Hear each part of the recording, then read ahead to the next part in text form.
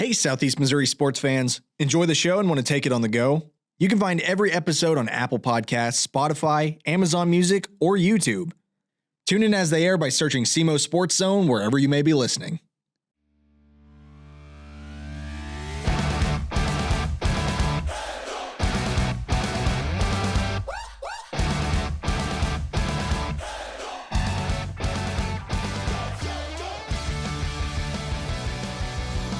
Welcome to SEMO Sports Zone presented by A-Corp Sports. David, basketball is in full swing. Yeah, it is, and it when it starts, it comes full bore. It's basketball now. It's a pretty busy time for you guys and pretty much everybody who likes high school sports. Yeah, tournament season. It is full tilt. I was at one tournament, everybody else is at another tournament, and we're covering both of them. It's a lot. Oh man, it's a lot. A lot of games, a lot of uncomfortable bleachers that we've been sitting in the last week.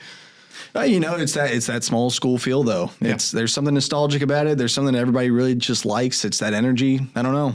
Yeah, it's a great start to the season when you have these tournaments. You get to see a lot of different teams. See, if it's what you expected, the teams that surprise you, the teams that have a chance to make a district run. Those types of things. It's just always fun because you get a chance to look at a lot of different teams in one venue.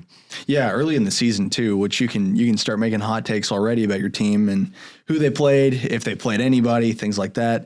It's very fun. Yeah, it's a lot of fun, and it's just a start. We got 3 months of this. Yeah, let's go ahead and just cover a few scores. First one I've got up, and maybe this is going to spoil things for the first round of SEMO Conference. Dexter at Charleston, 63-75.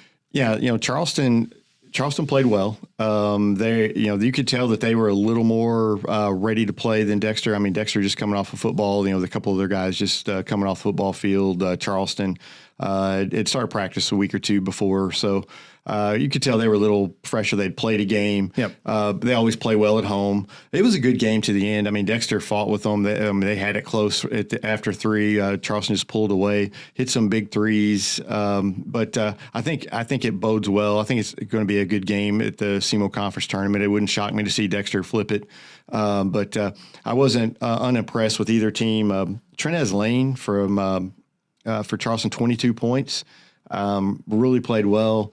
Williams also played well inside. I mean they're not very deep, but Charleston is a lot better than what they were last year at this point in time. Yeah, and I think that's great that they're starting to kind of make those playmaker spots. That was the thing that my biggest complaint about their play style, especially at Riverbend, was just like I kind of felt like everybody was at that medium shoulder level.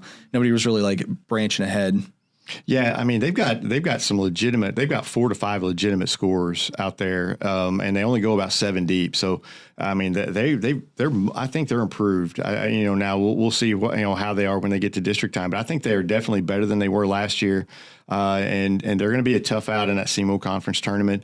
But again, I think Dexter is not too bad either. I mean they have signs that they're pretty good. Nichols, a freshman, looked pretty good. Ibrahim is better this year. I think he had 20-22 against Charleston. He's much improved. So I mean and I think you got to get Turnbow and Geatley. Geatley is hitting some big shots for them. So I mean Dexter could be a formidable team. I mean it wouldn't shock me to see them flip it in the SEMO Conference tournament when you get it off Charleston's home floor. Absolutely. Moving on, we've got New Metro County Central at South Pemscott, 63-71. This is a big win for Coach Day at South Pemscott, getting a win against his former team, the team he coached for a lot of years. But New Madrid, 33 turnovers. That'll lose you a game. That will not win many games with 33 turnovers. And New Madrid it's the same thing that cost them last year, is just a lot of turnovers. At the same time, South Pemscott, they're a good team. They get after you defensively. Obviously, if they're forcing 33 turnovers.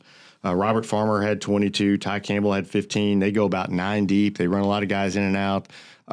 They're a good team. They're a good team, and they're another Class 2 team that we talk about that's going to be good. And New Madrid, they're still young. We've talked about it. A lot of sophomores. They're just trying to figure it out. But same mistakes they got them last year. A lot of turnovers, 33 turnovers. That's too many, way too many. Yeah. And man, I don't know. New Madrid's, you got to put something together. It's, expectations just going to keep going up as those kids get older too. Yeah, you've got to find a way to you've got to figure out somehow to take care of the basketball, and they're just not doing that. And just a lot of them are just unforced turnovers too. It's just it's early in the year, so but they averaged 20, 21 turnovers a game last year, and it's just something that's plagued them for the last couple of years, and you've got to get that fixed. I'm going to move on to some Friday night scores that kind of poked out to me. Charleston at Festus, 79-59. Yeah, Charleston had a really big game. They Trayshawn Shandon, he had 25 points, 11 boards. Trenez Lane, 18. Takarius Williams, 18. They were 10 of 26 from three.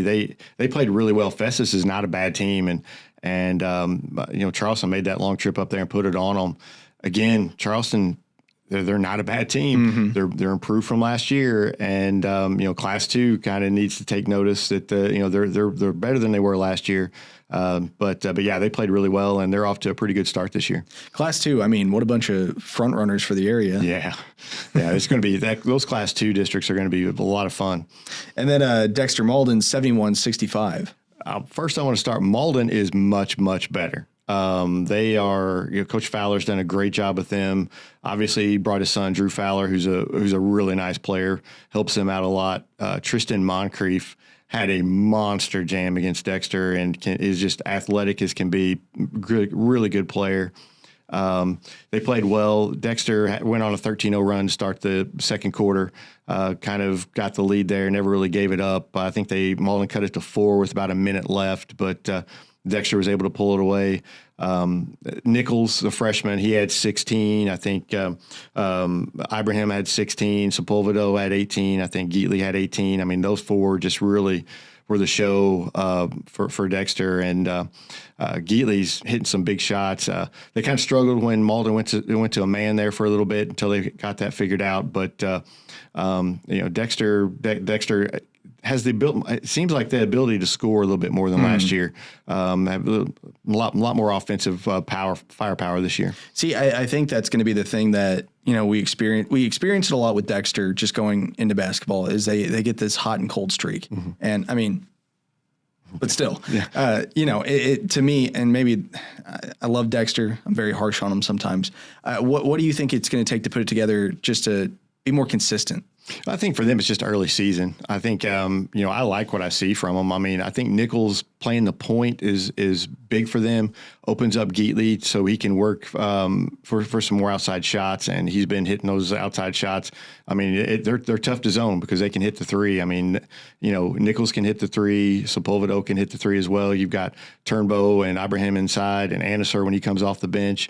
They're still missing Carter Stone. He's got an injury, so their benches they're not real deep on the bench, but those starting five are pretty good, and they've been playing together for a while now. They won a district title last year, so I think for them it's just playing and just getting games under your belt, and I think they're going to be fine. I think they're going to have a good year, and they'll be there when we talk districts. They'll be one of the favorites come district time. But I think for them it's just playing and just getting out of the football mindset and into basketball and getting rolling that way.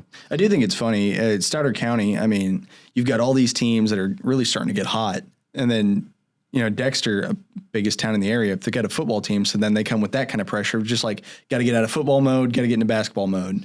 Yeah, and sometimes that helps because while some of these teams are peaking already, obviously we're going to talk about Bernie and Woodland here coming up, but some of these teams are looking really good right off the bat, but they've been playing basketball for a lot. And some of these Dexter kids were on the football field a couple of weeks ago. So, I mean, it does, but if they peak later and then, sometimes that helps you out come district. I mean, obviously last year Dexter was peaking at the right time at the end of the season and got a district title out of it. So, it's all, it's just different teams have different peak at different times. But I tell you what, the Stoddard County Conference has some really good basketball teams again this year. Oh, for sure. Well, let's just talk about this score. Puxico at Naylor, 75-39. Yeah, Puxico's Puxco hasn't, and I don't want to. It's not a shot. Puxco just hasn't played anybody yet. They're going to play some teams coming up. Yeah. I mean, but they're just dominating the teams they've played so far. So it's really hard to tell. I mean, obviously we know that they're going to be good. So right now they're just kind of manhandling some of these teams until they get to some better competition, which is on the horizon for them. So they're just doing what they need to do. Do you think just like a word of mouth, everything like that, Puxco's just kind of like the team to beat, but kind of like clear favorite over everybody else right now, and that every other team is just kind of trying to get back up to that level? Yeah, I don't know. I think they're the favorite. I don't know about clear favorite, but definitely the favorite. I mean, just because you've got Burchard back, Hancock back, you added some pieces to that team, and everybody knows they're going to be good. So, I mean, they're going to have the target on their back because they were Final Four last year. So, I mean, obviously we know they're going to be good, and but you just don't know how good until they get deeper into their schedule. They kind of ease into it a little bit. I think they had Clearwater and then now Naylor, and they're like I said, they're going to have some good opponents coming up, and then of course the Christmas tournament and some others. So, I mean, they're right now they're just doing what they're just taking care of business. And let's go ahead and talk about Woodland versus Twin Rivers, 77-42. Yeah, Woodland played really well in their tournament, dominated Twin Rivers defensively. They just put it on them, really kind of limited what Twin Rivers could do. They had a tougher game against Leopold. They kind of had a bigger lead. Leopold kind of came back on them in the second half in that semifinal game. But for the most part, that tournament, Woodland just dominated. And obviously Corbin Kinder's good. You got Leighton, who's good. I mean, I think the shot kid's back. I mean, they've got just talent all over the place. They're not going anywhere. I mean, that's a team that's going to be reckoned with in Class 3. And Twin Rivers, I mean, they didn't play poorly in that tournament. They got a nice win over East Prairie in the semifinals, but they just couldn't get anything going offensively against that Woodland defense. Woodland just put so much pressure on you offensively and defensively.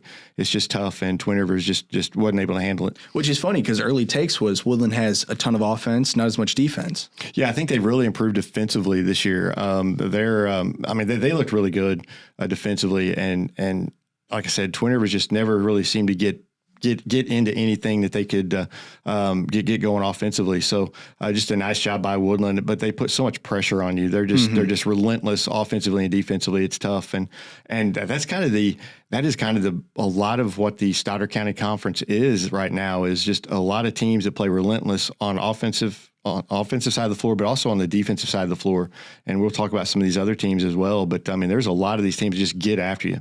Let's go ahead and talk about Bernie Invitational then, if we want to talk about that first. So I want to bring up this game just because it was a great game. Risco Neelyville 73-72. Yeah, Neelyville's pretty good. I really liked what I saw from Neelyville, but Risco made the shots when they had to. It was just that was kind of an instant classic. Fortner, I believe, hit the game winner for Risco after a big three there that tied it up for Neelyville. But both teams are good. I think Eli Rogers had 29-30 that game or something. I mean, it was just a really nice game from Risco. Good win for them. I mean, they're going to be a team to be reckoned with in Class 1. Coach Blankenship does a good job with them. Eli Rogers and Owen Fortner, both of them are kind of it's a really nice 1-2 punch. But Neelyville is another team, just like last year. They just kind of they're a pretty good team. They kind of fly under the radar, but they're a tough out anytime anybody has to play them. Yeah, 5 seed. It's a sneaky 5 seed for that tournament. If they won this game, I wouldn't have been surprised. But it's one of those weird spots where it's like Porterville got the 2 seed mostly because of their size, I feel. And maybe that could have been restructured. I feel like a lot of these teams, like if you jumbled up that bracket just a little bit more, we would have had a couple more interesting matchups, I think. Yes. Seeding in these tournaments is kind of a crapshoot early in the year because you really don't know what anybody has. And we talked about some of these teams that do have football, the Portagevilles, the Dexters, they come out a little bit slower, I think, than some of the other teams.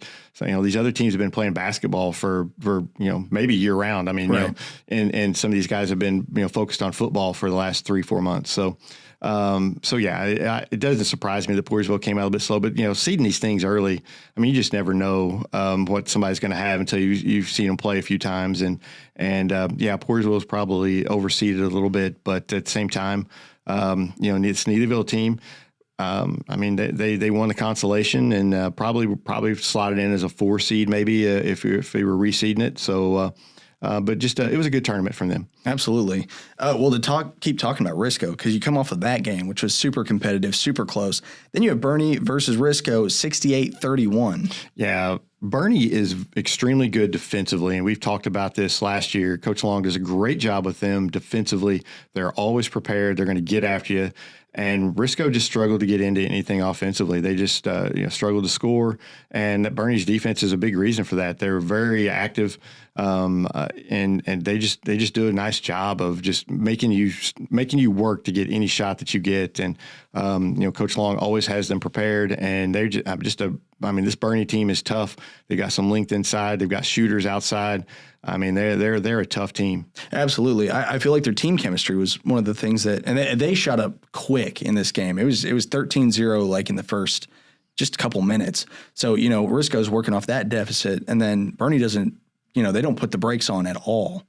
Yeah, and Bernie's a team that they'll go for the jugular quick, and they've got Hobgood outside that can score, Aycock inside that can score. Morgan runs the show for them, does a nice job. I mean, they like you said, they have really good chemistry with that team, and I mean that's a team that could be really really good this year. And they dominated this tournament, just completely dominated this tournament. And I thought it started with defense for them, and then obviously offensively they were able to put up plenty of points. And part in the sea of Sieberts, they took on Campbell too, 31-59. Yeah. And again, I mean, this was a little bit, they struggled a little bit more out of the gate with Campbell, but not much. Campbell seemed to frustrate them a little bit at the very start. And that was with a 10-point lead. I don't feel like Bernie ever lost that 10-point lead in that span, but you could tell that emotions were high. Yeah, you could tell that Bernie struggled to, they weren't as quick out of the gate. They were still, they were still just the dominant team. I mean, I don't think there was ever a thought that they weren't going to win this tournament. I mean, they're just really, really good, and they've got a lot of good pieces there. A lot of younger players too, a lot of juniors. So you've got just a really good team, and man, they just come after you defensively and make you work for everything that you get. And Campbell just wasn't. Again, I've said it before with Risco. They just weren't able to get into anything offensively and get into a flow. Great for Bernie winning on your home court. That's got to feel good. And then, that really puts them in the conversation for Class 2. Yeah, absolutely. You got to put them in. How about that district? That's a tough district with Charleston and Puxico, and those three are going to go at it.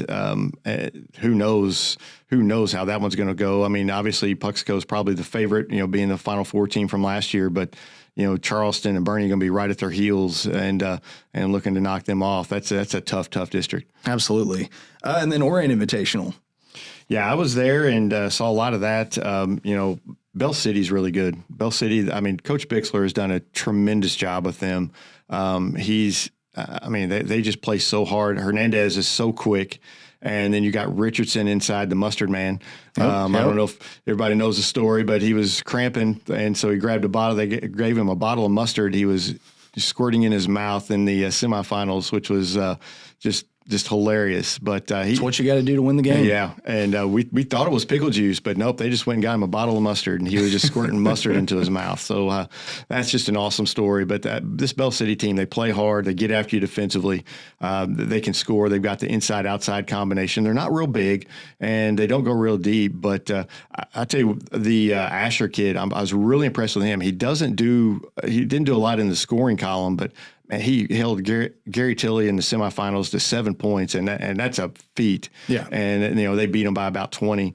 So he's a tremendous player defensively. Gets them into their sets offensively. I'm really impressed with this Bell City team. I thought they looked really good.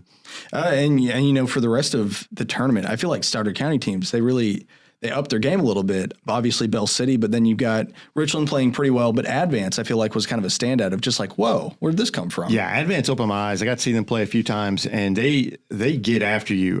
They are a physical team, and there's not a ball on the floor that they don't dive after.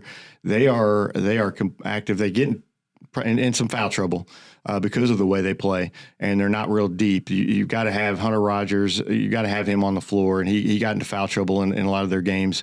But at the same time, they're a much improved team, a lot better than what I thought they were going to be. They're going to be a handful for a lot of teams just by the way they play. I mean, I think they shocked Westwood whenever they came out and just really just got after them. And it was just, I mean, the effort that they put on the floor is really good. You got to credit Coach Barr there, and they were just a surprise to me. Yeah, overall, I think pretty fun tournament for the most part. Kind of chalky, but that's how it goes. It was, Chaffee making their first. But I guess there's their second final. They still never won it, but their first final since 1965. I mean, that's good for them. There are a lot of juniors. I know there's a lot of expectations for them. I don't think they're quite there yet. They're a good team. I don't think they're a team that's ready to be in that conversation there for that district with Puxico, Bernie, and Charleston, but they're not far from it. I mean, they're I think that they're just juniors, so they're going to have another year to get better. And but man, they've got McMullen is a good player for them. Fowler's a good player for them. I mean, they've got some really good players as well. Richland. I mean, Gary Tilley's a really nice player for them. So and Kelly. They're a young team that's they're just trying to build on. They're another team that's got a lot of football players back. They missed a lot of chippies. They lost 2 games by 2 points each time. So Kelly's a tough out for a lot of teams, and they're going to get better as the year goes on. So there's a lot of teams that are going to get better. I think Kelly too. They've got a new wrestling program. I think that's drawn a couple kids away. Yeah. But they're. I mean, they've got a lot of juniors out on this basketball team. They were 21-2, I think, as JV team last year. You've got a new coach and Coach Hiring, and they do a nice. I mean, they look good. They just missed a lot of chippies that right around the basket that they will make as the year goes on. It's just I think the game is going a little quick for them. And they'll as the year goes on, the more they play, they'll start making those. Absolutely. All right, moving on. I've got Jackson versus Farmington, 71-61. Yeah, Jackson looks good coming out. I mean, we thought they may be slowing down for after coming out for football. They've got 3 kids that were on that football team, but they're not. They look good. Ernst, obviously he's going to be a really good player for them. Beating Farmington, that was kind of an eye-opener. Farmington's not what they were last year. They're not quite as good, but they're still a good team. Mm-hmm. They're not a team that overlooked. And playing up there at Farmington, Jackson was able to go up there, win 3 games, and win that tournament up there. So a good start for Jackson, and it kind of sets them up for that SEMO Conference tournament. They come in 3-0. Sykes will come in 3-0, and they could probably meet in that semifinal. So that ought to be a nice matchup there. And this one, I hope this doesn't play spoiler to the SEMO Conference at all, but Sykeston versus Cape Central, 76-63. Yeah, Sykeston's guard play just too much. I mean, Cape just doesn't really have the guards, and that plays kind of right into Sykeston's hands, I believe. They just Sykeston's able to pressure them and force some turnovers. And Deshandre Edwards from Cape Central is a phenomenal player. I think he had 33 or something in that championship game. But Sykeston was able to, they're very balanced. I mean, Kobe Thomas, he had a big game for him. I think he had 32, but they have a lot of other guys that score. Markel Murray had a huge game. I think he had 13 points, 9 rebounds. They have a lot of weapons. Sykeston does. They can go deep in the bench. They'll get after you defensively, and they like to put pressure on the ball. And if you don't have good guard play, you're going to really struggle with the Sykeston. And Sykeston's off to another good start. They don't rebuild. They reload, mm-hmm. And they do good again this year. It's it's one of those situations where if you're going to get a win in, get it now, because they're in their development stage, and if they're good now, I mean that makes it that much harder. Yeah, absolutely. And they got a really good sophomore group that's playing a lot. Cole, who was at Richland last year, is back at Sykeston and looks good. You got Ray, who's a good player as well. I mean, they've got a good sophomore class to add with some of these veterans that. Markel Murray and Kobe Thomas and some of those guys, a good one. I mean, they've got all kinds of I mean, they're deep. They go probably 10 deep, and they've got some really good players. Any other games that I'm missing on my list? No, I mean, Notre Dame struggled with St. Mary's out of the gate. Their first game they got beat, but St. Mary's is really good. So it's really kind of tough to tell with that. But at the same time, I mean, Notre Dame, we'll find out a lot more about Notre Dame in the SEMO Conference tournament coming up. Absolutely. All right. Do you want to get to what I think is my favorite thing to do weekly? Dave's Dozen Power Rankings. Oh, this is a throwing darts at a dartboard blindfolded with a lot of teams. First list, it's going to be shaky. Yeah. Don't be gentle on this because I mean, there's a lot of teams. Some teams haven't even played yet. It's to get the conversation started. There's going to be some conversation here. Do you want me to start at 12 and work my way to 1? That would be preferable. All right. Well, at 12, I should have went over this with you before in case I forgot somebody, but this is just off the cuff, and I may have forgotten somebody. And if I did, please be gentle. But at 12, I've got Crothersville. I liked what I saw out of Crothersville at the Riverbend. I think they've got some potential there with McVeigh and Bryant, and I think they're going to be a good team as they move along. But I've got them at 12. At 11, I've got Bell City winning that Orion tournament, keeps them up there. I think they're pretty decisively too. Yeah, I thought they looked really good in that tournament. At 10, they haven't played, is Poplar Bluff, and at 9, they haven't played, is Hayti. I know I think those are going to be some decent teams. I think Hayti is going to be really good. I think Poplar Bluff is going to be good, but they haven't played yet. So I'm slotting them at 9 and 10. Be gentle. Please be nice. Hey, I love it. I think it's great. At 8, I have Dexter. That win over Malden was good. I think they took Charleston and played them pretty tough. And I'm actually don't have Charleston on my list, so that's the team I'm forgetting. Whoa. Yeah, so that's the team I knew I was forgetting somebody. Like I said, I should have gotten this out. So I'm gonna switch my list here. Okay. I'm gonna throw Charleston ahead of. So I'm gonna move everybody down one. So Bell City will be 12, Poplar Bluff 11, Hayti is going to be 10, Dexter 9. I'm going to have South Pemiscot at 8 and Charleston at 7. Okay. I got you. Okay. I got you. Okay. And so then I'll be back on my board, and it'll be Bernie at 6, Woodland at 5, Cape Central at 4, Puxico 3, Jackson 2, and Sykeston 1. So be gentle with that. As you can see, it's a work in progress. Even on the show, I'm working this in progress because I knew I was forgetting somebody as I was going through this. It came together pretty quick. So, yeah. Forgot Charleston, but Charleston we'll slot them in there up ahead of Dexter and South Penn. So it's funny. I think early in the season too. I don't think that's a bad list at all. You're right. There are teams that we just haven't seen play yet. I feel like Hayti is going to make a lot of noise. I feel like they're a team that. Where they're at on your list, they're probably going to spike really high. Yeah, and I agree with that. I just haven't seen them, so it's tough to at least I've seen some of these other teams and how they look. So and I don't think they play until Friday. I think that's their first game. So I mean, Hayti is going to have a small sample size. At least Poplar Bluff, we'll see a little bit in the SEMO Conference tournament, see how they match up. But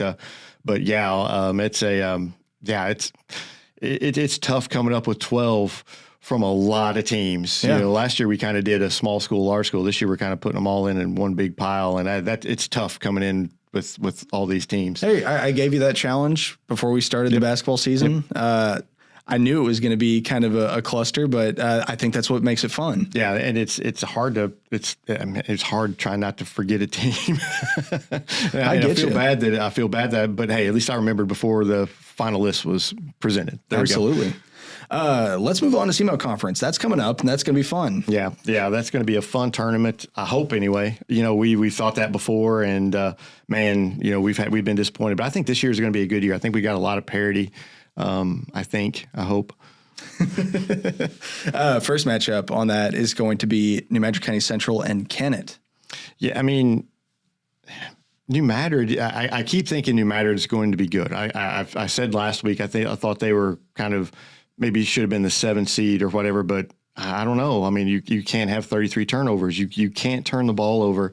So Kennett's going to get after them, and they've got a pretty good team with Flakes and Jones and those guys. I'm gonna take Kennett. I mean, until I see New Madrid can handle the ball and not turn it over a ton, I'm gonna take Kennett. I like what Coach McBroom does down there, so I'm gonna take Kennett in that one. I think that's fair. I mean, Kennett, I feel like they're a little more established in a way. New Madrid, I mean, like you said, 30 turnovers is that kills you winning a game, and maybe they'll put it together. Maybe that's like this is where you really put that as bulletin board of just like, all right, can't do that, and then you come back in and you win this game, and then you have to play Cape Central. Just not not a great game, and it could have just been just a bad game for New Madrid. But man, it just they got to handle the ball better. Yeah. And then I don't remember all the times for the matchups, but then we've got Jackson Poplar Bluff, I believe. Yeah, I mean, again, I've not seen Poplar Bluff play. I know they've got a ton of size. I don't know what their guard play is. They're a lot like Cape. I'm not sure what their guard, how their guard play is. Jackson, they're playing. I mean, they're 3-0. They've had a good start. They're fresh, and so I'm gonna take Jackson as a team who's. I mean, they've already played 3 games and they've won them, so I'm gonna take Jackson in that one. Okay. Do you think there's any possibility of an upset? I think there's a possibility of an upset in pretty much all these games. At least 3-6. The 8-9 game for sure. The 3-6 game I do. 4-5 game I do for sure. I think there's a possibility of upset in all those games. What about the 1-7? Or sorry, I'm so messed up because Sykeston's not the 1 seed. Yeah, the Sykeston Notre Dame game. Notre Dame. Yeah, a Bulldog team will win that one. Yeah. But no, I don't. I think Sykeston rolls in that one. I don't think Notre Dame. From what I saw from St. Mary's, Sykeston's going to bring a lot of what St. Mary's brought, and I don't think Notre Dame's ready for that. I think Sykeston rolls. Do you think we spoke too quickly coming into this of being like, this is the chance for somebody to make a run in this? No, because I think Jackson. I think Jackson will give Sykeston some problems with their size. I think they've got the guard play that can handle their press. I'm not saying I predicted Sykeston was going to win this last week, I think, and I think Sykeston still wins this, but I think Jackson can give them a game, and I think I think Jackson typically plays Sykeston tough. So I like what Sykeston brings to this game, being at home at the field house. But Jackson can. It wouldn't shock me to see Jackson beat them, but I would think Sykeston's probably the favorite in that one, and obviously they've already beaten Cape. So you look at the Cape or Charleston coming out of that. Wouldn't it be something though to have a Sykeston Charleston championship game if that place is already going to be rocking for the championship night? You make it Sykeston Charleston. I've seen a couple of those Sykeston Charleston SEMO Conference championship games, and those things are intense. It'd be great to get back to that. Yeah, intense. Speaking of Charleston, Dexter Charleston. I think this is, a chance for Dexter to re-scheme, come back, see what they got. It wouldn't shock me to see Dexter win this game. I'll take Charleston just because I think Charleston's playing really well right now. And I think that they're obviously not going to look past Dexter because, I mean, Dexter was, even though they won by 12, Dexter was in that game late. Charleston just kind of pulled away in the fourth quarter. But, it wouldn't shock me to see Dexter win this. It's tough to beat a team twice in a week span. But at the same time, I like Charleston here. And then Charleston, I think Charleston's guards give Cape all kinds of problems, but I think Edwards is kind of the factor there that kind of puts it away for Cape Central, and I think Cape Central will get to that championship game. It'll be interesting to see. Cape Central, I mean, losing to Sykeston already is rough. Yeah, but they could play each other 4 times this year, and it's tough to beat a team 4 times. I mean, I don't like it. I don't like it. Well, three's a lot, but you're playing one early in the year, then you don't have another one until the end of the season. So I feel like last year, Cape and Sykeston played every other week. It felt like. Yeah. I think they just played 3 times last year, but at the same time, and this is going to be more because they're going to play 4 probably this year if Cape and Sykeston make the finals. So, I mean, it's a good rivalry. It's a really good rivalry, but they're going to know each other upside down by the time that district rolls around. If they meet that 4th time. Any other games to mention happening that week? Honestly, I'm pretty much focused on the SEMO Conference tournament. I haven't looked at. I did look and see that Hayti does play, I think, on the 12th. So we'll finally get to see what they do. But yeah, mostly I've just been focused on the SEMO Conference tournament. I think that's going to take most of the eyes this week from a lot of the fans in the area. Yeah.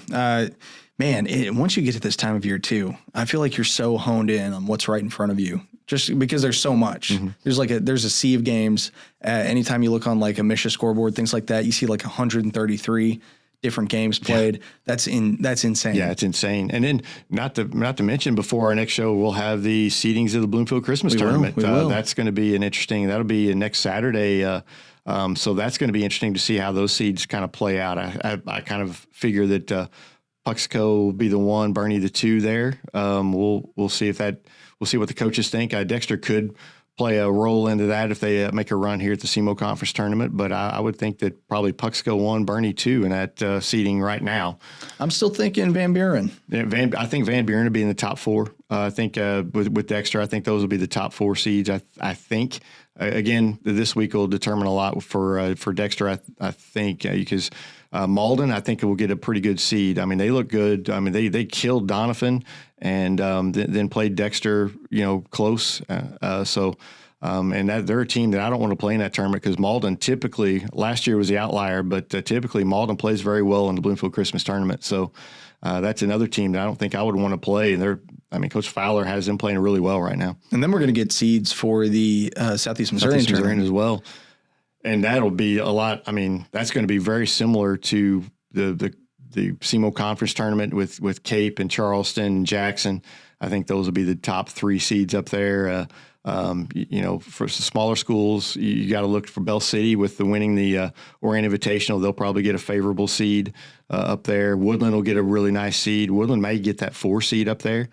Scott City will get a good seed. I mean, that's going to be a really nice tournament as well. It's just, man, there's so much. It's so much happening all at once. December is a crazy time. Yes, it is. It's 'tis the season. David, any final thoughts for this episode? Nope. Just ready for the SEMO Conference tournament. Interested to see how that plays out, and then these Christmas tournament seeds because there's a lot going on there. And of course, next week we'll talk Clarkton tournament as well. I mean, there's tournaments just right and left, tournaments everywhere. Oh, you don't have to remind me. Yeah. I'm aware. All right. That's going to wrap it up for this episode. This has been the SEMO Sports Zone. Thanks for watching, and we'll catch you next time.